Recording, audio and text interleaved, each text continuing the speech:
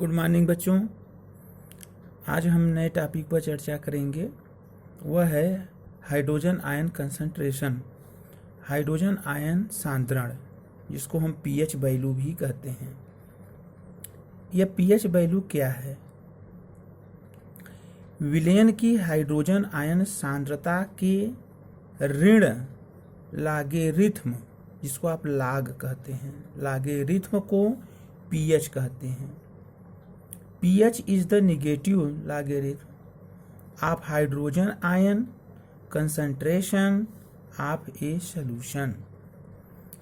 यहाँ देखिए करा negative logarithm of hydrogen ion, यानी निगेटिव, यह निगेटिव हुआ, लॉगरिथम यानी लॉग हुआ, ऑफ हाइड्रोजन आयन यह हाइड्रोजन आयन हुआ, H प्लस।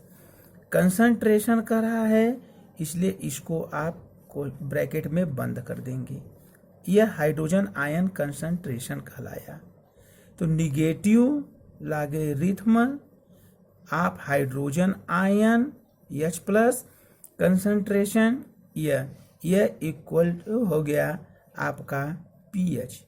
तो यह हमारा फार्मूला आ गया कि pH equal to minus log H plus. यदि आप यहाँ पर माइनस चिन्ह को हटाएं तो हम इसी फार्मूले को ऐसे लिख सकते हैं कि pH equal to log 1/H plus.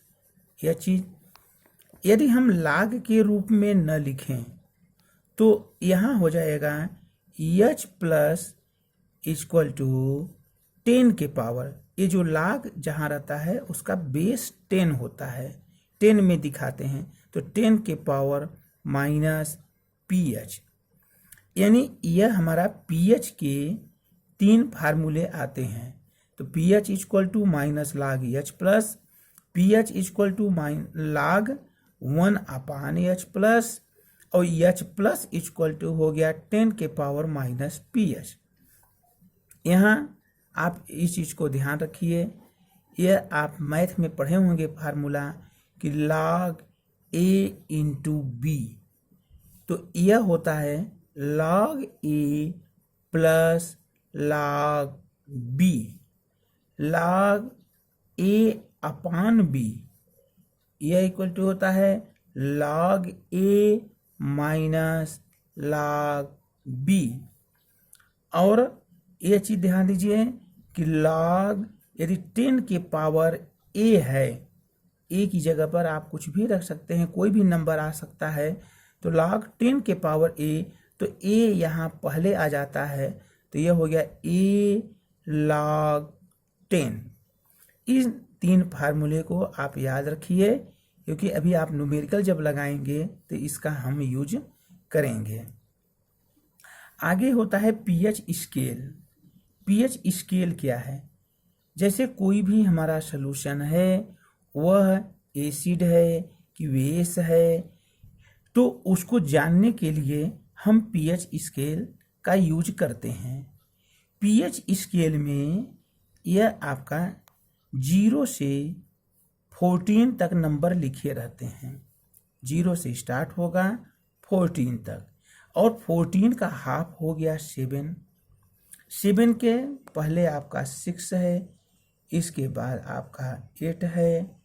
यदि आप इस फार्मूले से हम pH मान निकाले किसी सॉल्यूशन का, और वह pH मान यदि 0 से लेके 6 के बीच में आता है, तो वह हमारा एसिड होता है, वह सॉल्यूशन एसिड यानी अम्ल होता है।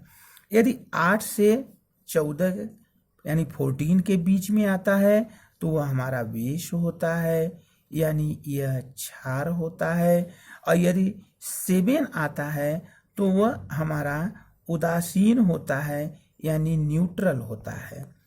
तो यह हमारा हो गया कि कोई भी जो सॉल्यूशन है वह किस गुण को प्रदर्शित करता है, हम इससे उस जानकारी को प्राप्त करते हैं।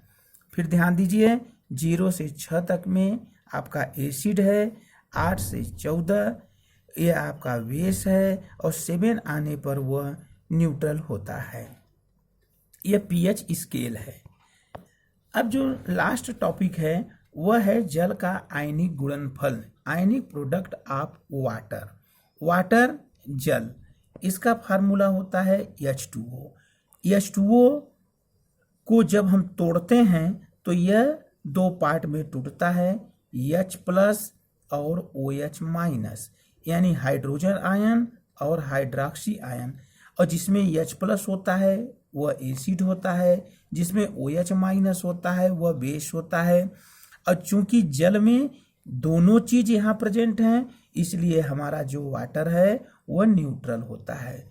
जब इस पर हम लॉ ऑफ मास एक्शन लगाएंगे, यानी द्रव्य अनुपाती क्रिया का नियम लगाएंगे, तो यह हमारा हो जाएगा K इक्वल टू, यह चीज ऊपर, लेकिन यह अभी आपको पीछे बताए हैं कि यह बड़े कोष्ठक में यानी कंसंट्रेशन, तो यहाँ हो जाएगा बड़े कोष्ठक में H plus into OH minus upon H2O। इसका क्रॉस मल्टीप्लिकेशन कीजिए तो K इंटू H2O यह equal to H plus into OH minus. चूंकि हमको जो यहाँ आयनिक प्रोडक्ट निकालना है यह वाटर का निकालना है, इसलिए वाटर को हम कांस्टेंट मानेंगे। तो लेट H2O यह इक्वल टू K डैश, तो अब H2O की जो वैल्यू है K डैश, अब इसमें पुट करिए तो यहाँ हुआ K into K dash equal to H plus into OH minus. अब यही जो K इंटू K डैश है इसी को हम कहते हैं KW। W means water, K हमारा कांस्टेंट यानी स्थिरांक होता है, तो KW equal to H plus into OH minus. यह बहुत इंपॉर्टेंट फार्मूला है, इसका भी हम यूज न्यूमेरिकल लगाने में करेंगे। और यहाँ जो जनरल टेम्परेचर पर यानी 25 डिग्री सेंटीग्रेड पर हम जो KW की वैल्यू होती है वह 1 इंटू 10 के पावर माइनस 14 होती है। तो यदि KW की जगह पर हम इस वैल्यू को रखें तो यहाँ हो जाएगा कि H plus into OH minus equal to 1 into 10 के पावर माइनस 14। इस फार्मूले का भी हम यूज न्यूमेरिकल लगाने में करेंगे। तो आपके पास एक फार्मूला यह है, एक यह है, और बाकी यह 3 फार्मूले हैं। इसको आप ध्यान में रखिए। अगले वीडियो में हम इस पर कैसे न्यूमेरिकल लगाते हैं इस पर चर्चा करेंगे।